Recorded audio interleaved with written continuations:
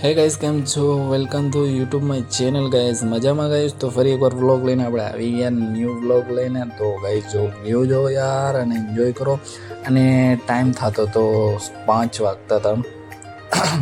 તો આપણે કામ નિપટાવીને નીકળી ગયા ગાઈસ, કેમ કે આપણે રસ્તામાં વ્લોગ સ્ટાર્ટ કર્યો છે મેં. કેમ કે ગાઈસ આખો રસ્તો આપણે આ જ રસ્તો જોયો હતો, પણ મેં છે ને થોડુંક ટ્રાફિક અને આપણાને એક એંગલ મળી જાય. કેવું એંગલ કે ભાઈ પબ્લિક રિએક્શન એંગલ મળીએ, એના માટે કરીને મેં વિડીયો સ્ટાર્ટ કર્યો. મને વિચાર આવ્યો કે ગાઈસ આજે છે ને મંડપ ચાલુ છે 3-4 દિવસથી, તો આજ છેલ્લો દિવસ હતો, તો એના કારણે આપણને પબ્લિક રિએક્શન જોવા મળે. તો કેમ કે આ બાજુ છે ને આપણા જેવું કોઈ કરતું નથી, કે આપણે જે મોટો બ્લોગિંગ કરીએ છીએ એ કોઈને સમજમાં આવતી નથી. જે બાઇકના અંદર મોડિફિકેશન કરાવીએ છીએ એ બી કોઈને સમજમાં આવતી નથી.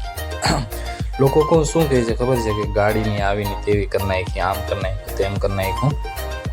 પણ ગાઈઝ ગધા ક્યાં જાને ડેલીસ ક્યાં ચીઝ હે, તો એ કંઈ સમજમાં આવતું નથી. કેમ કે ગવારી જ રહી, એટલે કે સમજમાં આવતું નથી. મને એટલી ખબર પડે છે કે ગુજરાતમાં 100માંથી 100% ગણીએ ને આપણે, એમાંથી છે ને 10% માણસોને ખબર પડે છે કે મોટો બ્લોગિંગ કોને કહેવાય અને મોડિફિકેશન બી કોને કહેવાય. કેમ કે મોડિફિકેશન ક્યારે કરાવવામાં આવે ગાઈસ, કે તમારી બાઇક ફેવરેટ બાઇક હોય, તમને સારી લાગતી હોય, અને મોડિફિકેશન કઈ કરાવી તમને ખબર હોય. જે મોટો બ્લોગરના ફેન હોય એને ખબર હોય. પણ આ તો શું ગધા ક્યાં જાને ડેલીસ ક્યાં જઈ ગાઈસ. શું વાત કરું યાર તમને. એક ગેરેજે હું ગયો એક દી, તો મને કીધું કે ભાઈ તે ગાડીની હાલત શું કરી છે. મેં ગાડીના અંદર તો હજી વાઇઝર જ લગાડ્યું છે, કે મારી ગાડી હું તમને એનો અલગથી વિડીયો બનાવવાનો છું. કેમ કે થોડું મોડિફિકેશન કરાવવું જોઈએ, કેમ કે મને ટાઈમ ઓછો મળે છે એના માટે કરીને. કેમ કે મારા જોડે મારા લગ્ન થઈ ગયા છે, અને મારા સાથે મારી એક બેબી છે નાનું 2 વર્ષનું. એટલે એના સાથે ટાઈમ સ્પેન્ડ કરીએ છીએ, અને બહુ જિદ્દી છે, તો ટાઈમ સ્પેન્ડ કરીએ એટલે એના માટે કરીને વિડીયો વધારે બનાવવાનો ટાઈમ નથી મળતો મને. જ્યાં સીલગામ છે, તો સીલગામ આપણે પહેલા બ્લોગના અંદર બી જોઈ લીધું, બીજા બ્લોગમાં જો.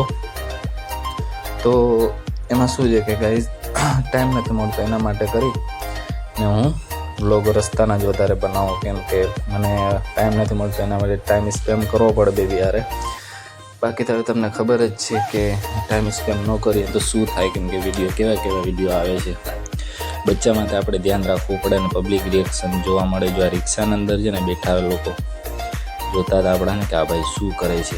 કંઈ વાંધો નહીં, જોવા દો એને, આપણું તો કામ છે. તો ભાઈ એક ગેરેજ આપણે મોડિફિકેશન થોડી કરાવવાની છે. કેમ કે મેં હમણાં વાઇઝર લગાડેલું છે. વાઇઝર લગાડ્યું એને 2-6 મહિના જેવું થઈ ગયું, પણ હવે પાછું છે ને મારે સાઈડ મિરર લગાવવાના છે. બાઇકના અંદર હેન્ડલના અંદર સાઈડ મિરર લગાડીએ ને, મોટા આવે નહીં, નાના આવે ને બુલેટમાં લગાડે એવા. કેમ કે મારા પાસે પરચેસ કરેલા પડ્યા છે.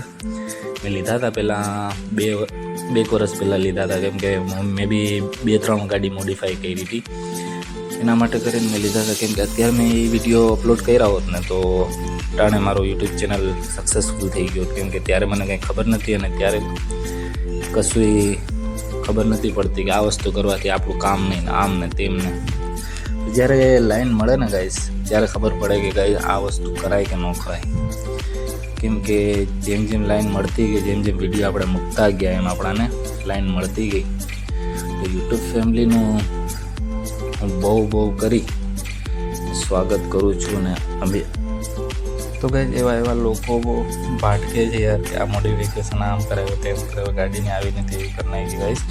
તો ટેન્શન નહીં લેવાનું આપણાને, કેમ કે ગવાર માણસો એમ જ હોય છે, ગવારને કંઈ ખબર પડતી ન હોય, એના માટે કરીને એવા લોકો હોય છે. ગેરેજના અંદર આપણે ગુજરાતની આપણે માંગરોળની વાત કરીએ તો કશું ખબર નથી પડતી ગેરેજવાળાને. ગેરેજવાળા શું કરે છે, એન્જિન બનાવવા ટાઈમ પર છે ને મોબાઈલ અંદરથી જોઈને બનાવે છે.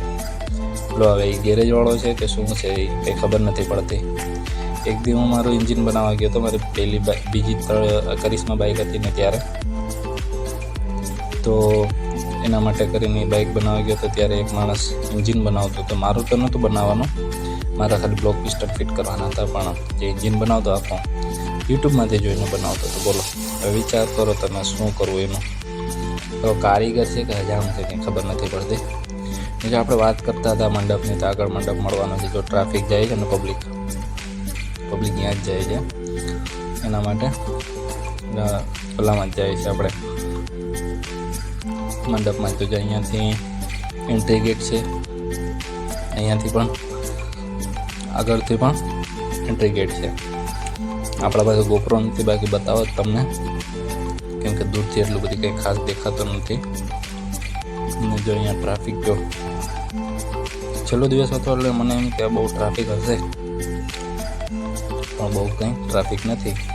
એટલે પબ્લિક રિએક્શન થોડું ઘણું જોવા મળ્યું આપણાને. કંઈ વાંધો નહીં, જવા દો. ફરી એકવાર મોટો વ્લોગિંગ સ્ટાર્ટ કરશું, વ્લોગ ઉતારશું ત્યારે કદાચ મળી જશે આપણાને. તો બ્લોગ કેવો લાગે છે કમેન્ટ કરીને જણાવજો. પાછલા બ્લોગમાં આપણે મળીશું. અને આગળ વિડીયોને એન્જોય કરો. વિડીયો સારો લાગે તો વિડીયોને લાઇક કરો, ચેનલ પર નવા હો તો ચેનલને સબસ્ક્રાઈબ કરો અને બેલ આઇકન દબાવતા ન ભૂલતા. ચાલો તો મળીએ આગલા બ્લોગમાં.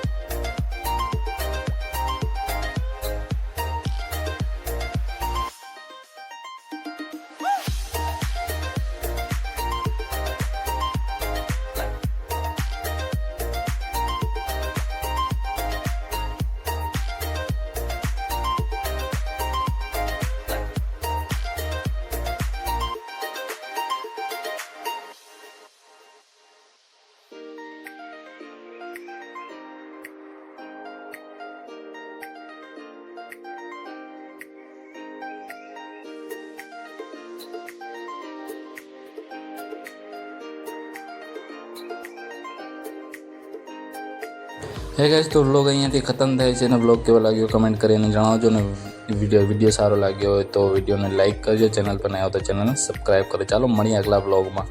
अब तुम लोग गलती से अगर नए हो तो सब्सक्राइब करो, वो जो लाल वाला बटन है उस पे अपने जीजा जी फेंक के मारो या फूफा जी, मुझे नहीं पता, बस क्लिक हो जाना चाहिए. अब मैं भी जा रहा हूं, मुझे मुठिया पहनने जाना है. बाय.